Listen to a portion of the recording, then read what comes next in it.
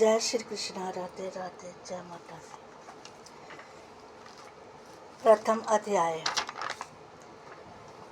प्रभु के विराट रूप का वर्णन करके राजा परीक्षित को श्री सुखदेव जी द्वारा उपदेश। राजा परीक्षित के निवेदन करने से श्री सुखदेव जी अत्यंत प्रसन्न हुए। तत्पश्चात उनके कल्याण हेतु मार्गदर्शन करते हुए बोले, हे राजन,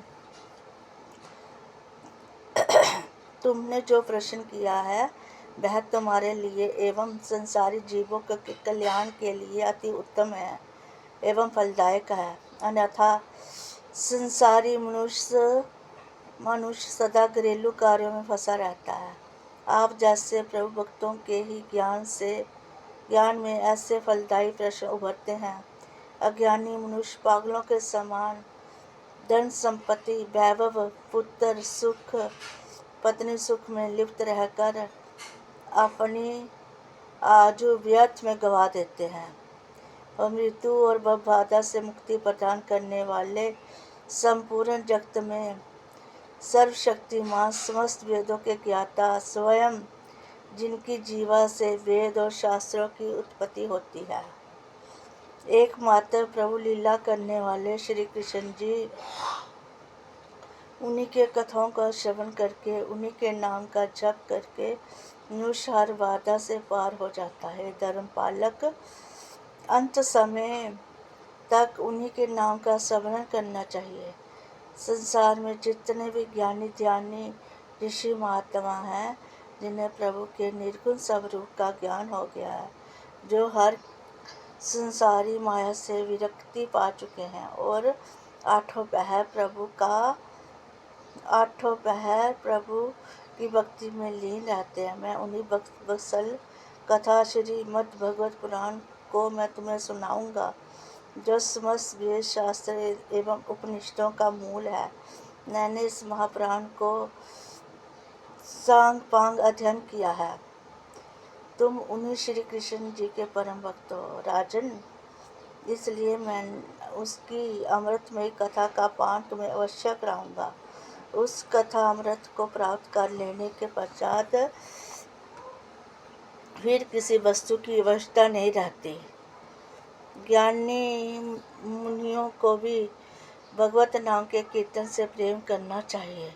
महत्वपूर्ण जीवन का लाभ वही मनुष्य प्राप्त करता है जिनका जीवन प्रभु प्रेम में डूबा हो। अज्ञानता में प्राणी अपना जीवन व्यर्थ गवा देते हैं। हे राजा परीक्षित, राजा शतवाहन ने मात्र 2 पल के लिए प्रभु का ध्यान एवं कीर्तन किए थे, जिनके फलस्वरूप उन्हें मोक्ष की प्राप्ति हुई। जबकि तुम्हारे सन्मुख अभी 7 दिन का समय है, तुम अपने कल्याण के लिए सब कुछ कर सकते हो, अतः तुम्हें व्याकुल नहीं होना चाहिए। व्याकुलता को त्याग कर प्रभु के नाम का स्मरण करो और मन में ओम 3 मात्रों वाले महामंत्र का जाप करो। संसारी मनुष्यों को भी अपने इंद्रियों को वश में करके ओम प्रणव का जाप करने से मुक्ति मिलेगी। यद्यपि जाप करते समय मन चंचल होगा, जिसे अपने आत्मिक बल से स्थिर करें और प्रभु के अनेक रूपों में से एक रूप का ध्यान करें। यदि चंचलता कम नहीं होती तो उनके किसी एक अंग का ध्यान करें। फिर धीरे धीरे उनके संपूर्ण स्वरूप को अपने मन रूपी महल में उतार लें। तब भगवान की अलौकिक छवि का जो आनंद प्राप्त होता है, उसे जीवा द्वारा बता पाना कठिन है। साधक का मन तामसी प्रवृत्ति का हो जा रजोगुण कारण स्थिर ना हो तो घबराए ना, निरंतर प्रयास करता रहे, प्रभु की कृपा अवश्य होगी और उनकी भक्ति प्राप्त होगी। तब राजा परीक्षित बोले, ज्ञानी महात्मा, किस उपाय के करने से अज्ञान रूपी मैल का नाश होता है। राजा के कथन को सुनकर श्री सुखदेव जी बोले, हे राजन, तन को अपने वश में करने के लिए योग साधना अति आवश्यक है। जिसके लिए आसान विधि बताई गई है। प्राणायाम समस्त मानसिक कामनाओं पर नियंत्रण करने वाला आसन है। मन को ज्ञान बल द्वारा इस प्रकार समेट लेना चाहिए जिस प्रकार किसी के स्पर्श का अभ्यास करके कछुआ अपने पैरों को समेट लेता है।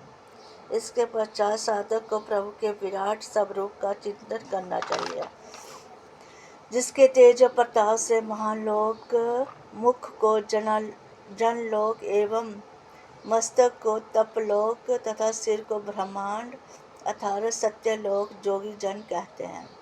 उनकी शोभामान भुजाओं को देवता, कान को दिशाएं और नाक को अश्विनी कुमार कहते हैं। अंतरिक्ष नेत्र हैं, आंखें सूर्य हैं और पलकें दिन एवं रात्रि हैं। अग्निमुख हैं, तालु जीवा, रस और जल। उस विराट स्वरूप प्रभु का मस्तक वेद और दाढ़े जम है, जिनकी मधुर मुस्कान पर संपूर्ण जगत मोह जाता है, जिनके ऊपर का ओठ लज्जा और नीचे का ओठ लोभ है। उनका स्तन धर्म है एवं पृष्ठभाग को अधर्म कहते हैं। समस्त चल एवं अचल सिद्धियां प्रभु के तन में निहित हैं। उनकी चाल को गति और गुणों का भंडार लीलाएं हैं। अतः हे राजा परीक्षित, प्रभु के इसी विराट स्वरूप को तुम चिंतन भजन करो, जिसका ज्ञान बोध मैंने तुम्हें कराया है। प्रभु श्री हरि नारायण के ध्यान के सिवा तुम किसी वस्तु का चिंतन न करो। बोलो श्री राधा कृष्ण भगवान की जय।